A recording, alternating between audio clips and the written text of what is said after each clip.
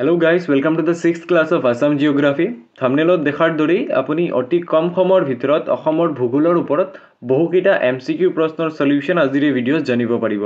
এইটো ভিডিঅ' আপোনালোকৰ upcoming Assam police ABUB written exam তাৰ লগতে DME টেট বা তেনে ধৰণৰ ষ্টেট লেভেল কম্পিটিটিভ এক্সাম সমূহৰ বাবে অতি প্ৰয়োজনীয় হ'ব। গতিকে ভিডিঅ'টো লাষ্টলৈ চাব। বহুখিনি নজনা কথাৰ উত্তৰ আজিৰ এই ভিডিঅ'ৰ পৰা আপুনি জানিব পাৰিব। আজিৰ ভিডিঅ'ৰ প্ৰথমটো প্ৰশ্ন আপোনাৰ স্ক্ৰীনত আপুনি দেখা পাইছে। প্ৰশ্নত খুদিছে 1720 চনত শিৱসিংহৰ দ্বাৰা নিৰ্মিত অশ্বক্লান্ত মন্দিৰ ক'ত অৱস্থিত? Ashwaklanta temple built by Shiv Singha in 1720 is located on আপোনাক অপচনসমূহ দিয়া আছে নৰ্থ গুৱাহাটী, ঘাটগাঁও, আমগৰিনা, চপাখোৱা। কাৰেক্ট এনসাৰটো মনত ৰাখিব যেটো ইতিহাস ৰিলেটেড প্লাস জিওগ্ৰাফি লগতো কানেক্টেড শিৱসিংহৰ দ্বাৰা নিৰ্মিত অশ্বক্লান্ত মন্দিৰ নৰ্থ গুৱাহাটীত আছে। কাৰেক্ট এনসাৰটো আপুনি মনত ৰাখিব option A is the correct answer. Ashwaklanta মন্দিৰ নৰ্থ গুৱাহাটীত আছে। পৰৱৰ্তী প্ৰশ্নটো হ'ল অসমৰ কোনখন জিলাত সৰ্বাধিক চাহ বাগিচা আছে? এজ ইউ নো অসম চাহৰ বাবে বিখ্যাত, তো চাহৰ ওপৰত কুৱেশ্যন আহিব পাৰে। প্ৰশ্নত সুধিছে অসমৰ কোনটো ডিষ্ট্ৰিক্টত সৰ্বাধিক চাহৰ বাগিচা আছে? অপচনসমূহ দিয়া আছে শোণিতপুৰ, শিৱসিংহ, দৰং নে Dibrugarh. Correct answer is option D Dibrugarh জিলাত সৰ্বাধিক চাহ বাগিচা আছে, আপুনি মনত ৰাখিব। নেক্সট কুৱেশ্যনটো হ'ল অসম নিম্নলিখিত কোনবিধ শস্যৰ খেতিৰ বাবে পৰম্পৰাগত অঞ্চল নহয়? Assam is not. এক্সামত কুৱেশ্যন ভালকে পঢ়িব যেহেতু এক্সাম আহি পাইছে এণ্ড অহাকালি নহয় ভিডিঅ' আপলোড হওঁতে হয়তো 5 তাৰিখ হৈ গ'ল। তো যিসকলে এক্সাম দিব যাব বেষ্ট অফ লাক, তেওঁসকলক এক্সাম ভালকে দিব, একদম ফালি আহিব। আই হোপ এইটো এটেম্পটত আপোনাৰ চিলেকশ্যন হৈ যাওক। তো 226 নম্বৰ কুৱেশ্যনত সুধিছে Assam is not a traditional. এই নট ৱৰ্ডটোৱে আপোনাৰ গোটেই এনসাৰ সলনি কৰি দিব পাৰে। Assam is not a traditional growing area of which of the following crop. তো অসমত কোনবিধ শস্যৰ খেতি কৰা নহয় ট্ৰেডিশ্যনেলি? অপশ্যনসমূহ দিয়া আছে মেইজ, ৰাবাৰ, টাবাকু নে পেডি। তো অবভিয়াছলি কাৰেক্ট এনসাৰটো হ'ব অপশ্যন চি, ধপাতৰ খেতি অসমত কৰা নহয়। নেক্সট কুৱেশ্যনটো হ'ল which of the following district in Assam has the lowest population? এইটো প্ৰশ্নত সুধিছে অসমৰ তলৰ কোনখন জিলাৰ জনসংখ্যা সৰ্বনিম্ন?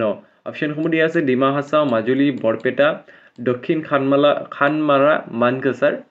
সো কাৰেক্ট এনসাৰটো হ'ব অপশ্যন বি, মাজুলীত সৰ্বনিম্ন জনসংখ্যা। পৰৱৰ্তী প্ৰশ্নটো হ'ল which of the following districts in Assam has the highest population density? সৰ্বোচ্চ ঘনত্ব ক'ত আছে বুলি সুধিছে, জনসংখ্যা সৰ্বোচ্চ বুলি সোধা নাই। অপশ্যনসমূহ দিয়া আছে ধুবুৰী, কামৰূপ মেট্ৰ, নগাঁও নে বৰপেটা। তো কাৰেক্ট এনসাৰটো মনত ৰাখিব অপশ্যন বি, কামৰূপ মেট্ৰত অসমৰ জনসংখ্যাৰ ঘনত্ব সৰ্বাধিক। কামৰূপ মেট্ৰত জনসংখ্যাৰ ঘনত্ব সৰ্বাধিক, জনসংখ্যা বেছি বুলি সোধা নাই আমাক প্ৰশ্নত। পৰৱৰ্তী প্ৰশ্নত সুধিছে which wildlife sanctuary is known as মিলৰয় বাফালো চেংচুৰী? কোনটো বন্যপ্ৰাণী অভয়াৰণ্যক মিলৰয় অভয়াৰণ্য বুলিও জনা যায়? মিলৰয় মহ অভয়াৰণ্য বুলি কোৱা হয়। অপশ্যনসমূহ দিয়া আছে আমচাং, পাভা, গৰমপানী নে নামবৰ। কাৰেক্ট এনসাৰটো মনত ৰাখিব অপশ্যন বি, পাভা অভয়াৰণ্যক মিলৰয় মহ অভয়াৰণ্য বুলিও জনা যায়। নেক্সট কুৱেশ্যনটো হ'ল কোন চনত দ্বীপৰ বিলক চৰাই অভয়াৰণ্য হিচাপে ঘোষণা কৰা হৈছিল? ইম্পৰ্টেণ্ট কুৱেশ্যন হয় আপোনাৰ আপকামিং এক্সামসমূহৰ বাবে। বহুকেইটা চন আছে, অনলি কাৰেক্ট এনসাৰটো মনত ৰাখক অপশ্যন এ 1989 চনত দ্বীপৰ বিলক চৰাই অভয়াৰণ্য হিচাপে ঘোষণা কৰা হয়। মোৰঅভাৰ দ্বীপৰ বিল অসমৰ এটা ৰামচাৰ চাইটো হয়। কোন চনত দ্বীপৰ বিলক ৰামচাৰ চাইট হিচাপে স্বীকৃতি দিয়া হৈছিল আপুনি কমেণ্ট কৰি জনাব। নেক্সট কুৱেশ্যনটোত সুধিছে অসমৰ পৰিৱেশিক বৈচিত্ৰতাৰ বাবে দায়ী কাৰকসমূহ হ'ল ক্লাইমেট, ছইল, টপোলজি নে অল অফ দিছ। তো আপুনি মনত ৰাখিব অসমৰ ক্লাইমেট যিটো পৰিৱেশিক বৈচিত্ৰতাৰ বাবে দায়ী কাৰকসমূহৰ ভিতৰত জলবায়ু, মাটি আৰু ভূ প্ৰকৃতি এই আটাইবোৰ আহে। তো কাৰেক্ট এনসাৰটো হ'ব option D, all of this. Next কুৱেশ্যনটো হ'ল which of the following trees provide raw' material for plywood industry? এইটো এটা ইম্পৰ্টেণ্ট কুৱেশ্যন হয় যে পলিউড, আপুনি নাম শুনিছে, পলিউড কোনটো গছেৰে বনোৱা হয় বা কোনটো গছে পলিউডৰ কেঁচামাল হিচাপে যোগান ধৰে? অপশ্যনসমূহ দিয়া আছে একাচিয়া, চিচু, হলং নে তিতাচপা। কাৰেক্ট এনসাৰটো আপুনি মনত ৰাখিব হলং। নেক্সট কুৱেশ্যনটো হ'ল the elephant conservation act was passed in the year. হাতী সংৰক্ষণ আইন কোন চনত গৃহীত কৰা হৈছিল? কাৰেক্ট এনসাৰটো মনত ৰাখিব অপশ্যন বি, 1879 চনত হাতী এলিফেণ্ট কনজাৰ্ভেশ্যন এক্টটো পাছ কৰা হৈছিল। নেক্সট কুৱেশ্যনটো হ'ল বন্য চৰাই সংৰক্ষণ আইন কোন চনত গৃহীত হৈছিল? তো কাৰেক্ট এনসাৰটো মনত ৰাখিব অপশ্যন এ, 1887 চনত ৱাইল্ড বাৰ্ড কনজাৰ্ভেশ্যন এক্টটো পাছ কৰা হৈছিল। নেক্সট কুৱেশ্যনটো হ'ল the forest conservation act was passed in the year. বন সংৰক্ষণ আইন কোন চনত গৃহীত হৈছিল অপশ্যনসমূহৰ ভিতৰত অনলি কাৰেক্ট এনসাৰটো এনে ধৰণৰ সন ৰিলেটেড কুৱেশ্যন কেইটা অনলি এনসাৰটো মনত ৰখা অত্যন্ত জৰুৰী বিকজ আমি যদি ভুল অপশ্যনসমূহ ডিছকাছ কৰি থাকোঁ আপুনি হয়তো কাৰেক্ট এনসাৰটো পাহৰি যাব চ' কাৰেক্ট এনসাৰটো আপুনি মনত ৰাখক অপশ্যন ডি 1980 চনত বন সংৰক্ষণ আইন গৃহীত কৰা হৈছিল মোৰবাৰ আপুনি যদি এইটো ভিডিঅ'ৰ পিপিটিৰ পিডিএফসমূহ কালেক্ট কৰিব বিচাৰে ডেছক্ৰিপশ্যনত মই লিংক দি দিম আপুনি টেলিগ্ৰাম চেনেলত গৈ এইটো ভিডিঅ'ৰ পিডিএফ কালেক্ট কৰিব পাৰিব নেক্সট কুৱেশ্যনটো হ'ল হুইচ ৰিভাৰ ফ্ল'জ নিয়াৰ Orang national park very important question Orang national পাৰ্কৰ ওচৰেৰে কোনখন নদী বৈ গৈছে বুলি প্ৰশ্নত সুধিছে অপশ্যনসমূহ জিয়া ধনচিৰি গাভৰুনি জিয়া ভৰলি তাৰে কাৰেক্ট এনসাৰটো হ'ব option A Zia Dhansiri next কুৱেশ্যনটো হ'ল which is the only rain forest in Assam এইটো এটা ইম্পৰ্টেণ্ট প্ৰশ্ন হয় অসমৰ একমাত্ৰ বৰ্ষাৰণ্য কোনখন সোণাই ৰূপাই দীপৰ বিল দিহিং পাটকাই নে বুঢ়া চাপৰি তো চাৰিটা অপশ্যনৰ ভিতৰত কাৰেক্ট এনসাৰটো হ'ব অপশ্যন চি দিহিং পাটকাই হ'ল অসমৰ একমাত্ৰ বৰ্ষাৰণ্য নেক্সট কুৱেশ্যন ইজ অসমত কোন প্ৰকাৰৰ বনাঞ্চল ব্যাপকভাৱে পোৱা যায় এইটো এটা ইম্পৰ্টেণ্ট প্ৰশ্ন হয় তো which type of forest is extremely found in Assam options R tropical evergreen ক্ৰান্তীয় চিৰসেউজীয়া গ্ৰীষ্মমণ্ডলীয় পৰ্ণপাতী ক্ৰান্তীয় অৰ্ধ চিৰসেউজীয়া নে ক্ৰান্তীয় ঘাঁহনি তো চাৰিটা অপশ্যনৰ ভিতৰত কাৰেক্ট এনসাৰটো মনত ৰাখিব অপশ্যন বি গ্ৰীষ্মমণ্ডলীয় পৰ্ণপাতী বনাঞ্চল অসমত ব্যাপকভাৱে পোৱা যায় নেক্সট কুৱেশ্যনটো হ'ল অসমৰ কোনখন অৰণ্যক পূবৰ আমাজন বুলিও জনা যায় which forest in Assam is known as Amazon of East বুলি কোনখন ফৰেষ্টক জনা যায় অপশ্যনসমূহ দিয়া আছে মানাহ কাজিৰঙা ডিব্ৰু চৈখোৱা নে দিহিং পাটকাই কাৰেক্ট এনসাৰটো মনত ৰাখিব দিহিং পাটকায়ক আমাজন অফ ইষ্ট বুলিও জনা যায় 238 number question which tree is widely found in deciduous forest পৰ্ণপাতী অৰণ্যত কোন প্ৰকাৰৰ গছ বহুলভাৱে পোৱা যায় ইম্পৰ্টেণ্ট কুৱেশ্যন বিকজ অসমত পৰ্ণপাতী অভয়াৰণ্য সৰ্বাধিক পৰিমাণে আছে তো সেই অৰণ্যসমূহত কি ধৰণৰ গছ মেক্সিমাম পোৱা যায় প্ৰশ্ন সুধিব পাৰে অপশ্যনসমূহ দি আছে শাল টিচু নে তিতাচপা নে গমাৰি তো কাৰেক্ট এনসাৰটো আপুনি মনত ৰাখিব option A sal next question is which of this is the largest wetland in Assam অসমৰ সৰ্ববৃহৎ জলাশয় কোনটো অপশ্যনসমূহ দিয়া আছে Sonbeel lake Kumribeel lake Chandubil lake নে দীপৰ বিল কাৰেক্ট এনসাৰটো মনত ৰাখিব option A Sonbeel lake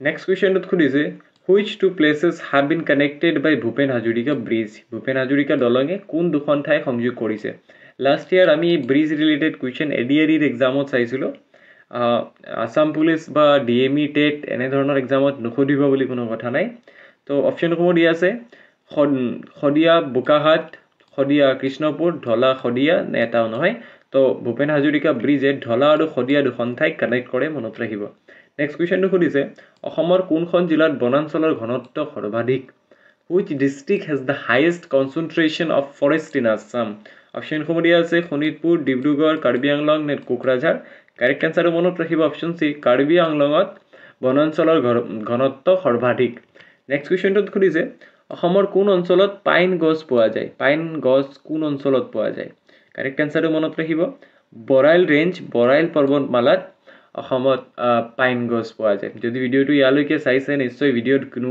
কুৱেশ্যনসমূহ important plus ভিডিঅ'ৰ কণ্টেণ্টটো আপুনি ভেলুৱেবল বুলি নিশ্চয় ভাবিছে সেয়ে ভিডিঅ'টো ইয়ালৈ চাইছে চ' আই ৰিকুৱেষ্ট কাইণ্ডলি ভিডিঅ'টো লাইক কৰিব আৰু চেনেলটো যদি নতুনবাৰ আহিছে ছাবস্ক্ৰাইব কৰি হেল্প কৰিব নতুন চেনেল হয় আপুনি ছাবস্ক্ৰাইব কৰিলে ময়ো মটিভেটেড হৈ থাকিম এনেধৰণৰ ইনফৰ্মেটিভ ভিডিঅ'বোৰ আপোনালোকৰ বাবে লৈ আনিবলৈ 143 নম্বৰ কুৱেশ্যনটো হ'ল চ' অতি সোনকালে আমি 243টা কুৱেশ্যন ছল্ভ কৰিলোৱে ৰেগুলাৰলি ভিডিঅ'সমূহ চাই থাকিলে আপুনি বহুত উপকৃত হ'ব প্ৰশ্নত সুধিছে অসমৰ কোনখন জিলাত সৰ্বাধিক ৰবৰৰ বাগিচা আছে the district which has maximum rubber plantation in Assam তো অপশ্যনসমূহ দি আছে গোৱালপাৰা মৰিগাঁও ওদালগুৰি নে ধুবুৰী কাৰেক্ট এনসাৰটো আপুনি মনত ৰাখিব অপশ্যন এ গোৱালপাৰা নেক্সট কুৱেশ্যনত সুধিছে বৰাক নদীৰ উৎপত্তিস্থল হৈছে বৰাক নদী ক'ৰ পৰা অৰিজিনেট হৈছে অপশ্যনসমূহ দিয়া আছে Barail range Mikir hill Jaintia hill নে জাপকো পিক কাৰেক্ট এনসাৰটো মনত ৰাখিব অপশ্যন ডি জাপকো শৃংগৰ পৰা বৰাক নদীৰ উৎপত্তি হৈছে পৰৱৰ্তী প্ৰশ্ন হ'ল বাংলাদেশত প্ৰৱেশ কৰাৰ পূৰ্বে অসমত ব্ৰহ্মপুত্ৰ নদীৰ শেষৰ মুখ্য উপনৈ কোনখন which one is the last major tributary river of Brahmaputra in Assam before it enters Bangladesh তো বাংলাদেশ সোমোৱাৰ আগমুহূৰ্তত অসমৰ মেজৰ যিটো নদী উপনৈ কোনখন বুলি সুধিছে অপশ্যনসমূহ দি আছে হুগলী হ'বই নোৱাৰে হুগলী অসমত নাই নহয় কালি তিস্তা নে দামোদৰ কাৰেক্ট এনসাৰটো আপুনি মনত ৰাখিব option C Teesta next question হৈছে অসমৰ ব্ৰহ্মপুত্ৰ নদীৰ অন্তিমখন উপনৈ কোন অসমৰ ব্ৰহ্মপুত্ৰ নদীৰ অন্তিমখন উপনৈ কোনখন বুলি সুধিছে মানস খৰলভাঙা নে সনকোচ নে গদাধৰ কাৰেক্ট এনসাৰটো মনত ৰাখিব option C Sankosh next question is which river in Assam is famous for river dolphin very important question river dolphin er babe ahamar kunkhon river famous option komodi ase Kolsi Krishnai Zinari ne Kapili correct answer apuni monot rakhibo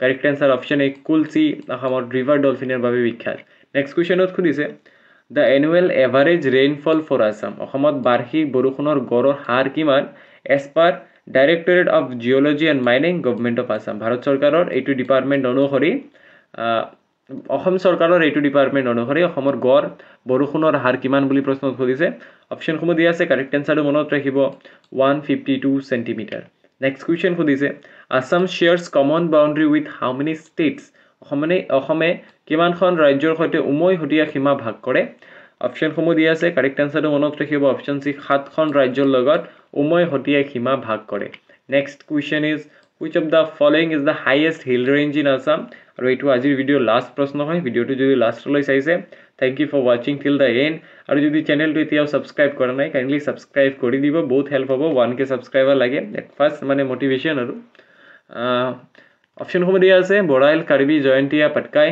তো তাৰে correct এনসাৰটো মনত ৰাখিব বৰাইল হ'ল অসমৰ সৰ্বোচ্চ পাহাৰ শৃংগ so thank you for watching till the end stay updated with Chiranjit Datta and best of luck for your upcoming exam